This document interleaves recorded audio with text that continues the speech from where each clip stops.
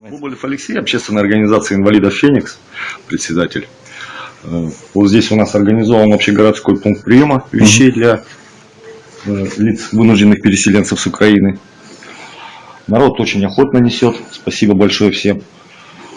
Ну, и вот, уважаемые беженцы, кому необходимо, пожалуйста, приходите, Богатырева 11/1, первый подъезд, первый этаж.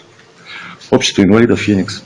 Всегда, пожалуйста. Ну, как бы. Да, люди вот привозят. Пожалуйста, бытовая уже техника будет отправлена сейчас в Хатасы. Там у нас, насколько знаете, около 180 человек, переселенцев. Ну и здесь большое количество у нас собрано.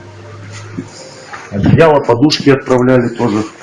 Тоже есть необходимость. Ну, соответственно, вот сейчас теплые вещи будут спросом пользоваться, потому что сами знаете наши суровые климат.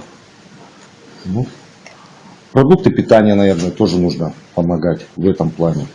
Потому что, как понятно же, люди не могут еще трудоустроиться, соответственно, заработка у них нету. То есть вот то, что приносят, на том, так скажем, и живут.